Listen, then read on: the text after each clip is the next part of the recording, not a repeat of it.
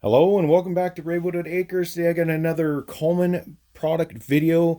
This is a 220h lantern, which is the first one in my collection. It's a 1973 production year, May of 73 to be more specific. In this video, I'm just going to discuss a little differences in the materials used on the 70s models because it's the first 70s model one I've added to the collection. And then I'm going to talk about things I do and recommend if you pick one of these up from a yard sale, wherever, um, before you light it. So, but before we get into much of that, hey, if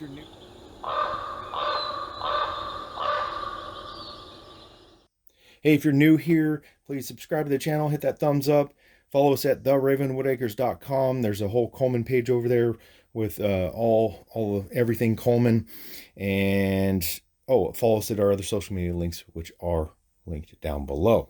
Okay, so in the real difference is, like I said, May 73.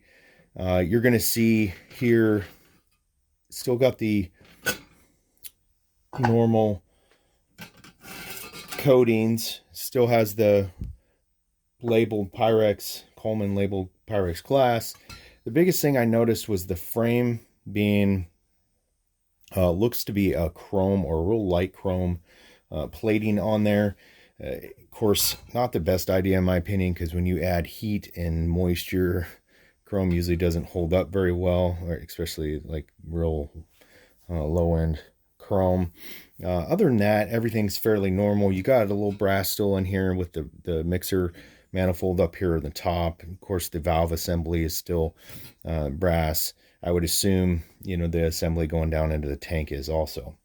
All right, so those are really the biggest difference. I would say maybe the paint, the enamel paint wasn't the best down here, although that could be a contributor to how they're storing, how they stored this lantern, which probably wasn't in the best location, probably high moisture environment. So, all right, so let's talk a little bit about what I do before I light, especially like this one. I haven't lit it yet. Haven't done really anything other than just kind of generally cleaned it up, just wiped it down. So first, I always tell you in my tips video for buying these, which I'll link in the video if you haven't seen that. Before you buy it, I always recommend looking in the tank, because if there's a lot of rust in there, it could be problematic. There is ways to work through that if it's something you really, really want. But this one has like a little, you can't see it in the video, but there is a little light rust in there, but it's not scaly. There's nothing floating around in there, like, you can't hear it moving around. So looking pretty good there.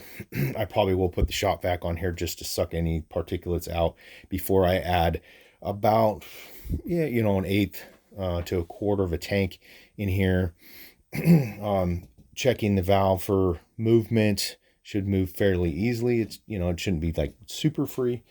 Pump is another area that, if they've been sitting for a while, there could be some problems. The sleeve down in it that goes into the tank is metal. So if you see corrosion and rust here, right, you're probably going to have that in there.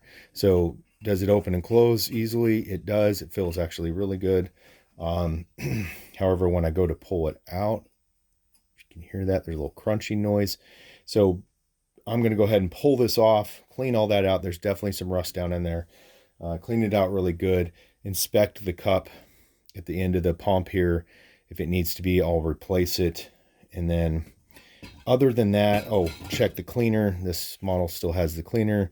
Just make sure that it moves fairly freely, seems to move freely.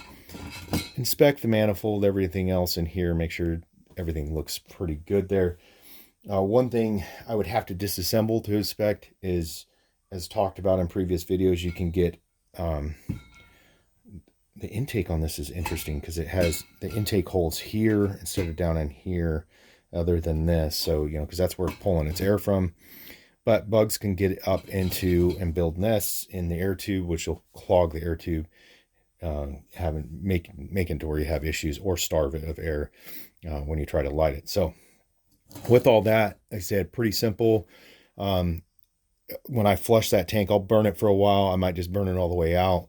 If I don't burn it all the way out, I'm going to dispose of that fuel and not reuse it. Even if I filter it, I just, first time around, you know, the chances of a bunch of gunk being in there, there's just no need to possibly gum up your this lantern or other lanterns with that fuel. So I'll dispose of it properly.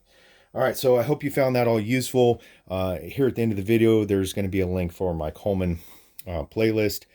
I have a whole playlist of different types of Coleman videos, how to repair different models.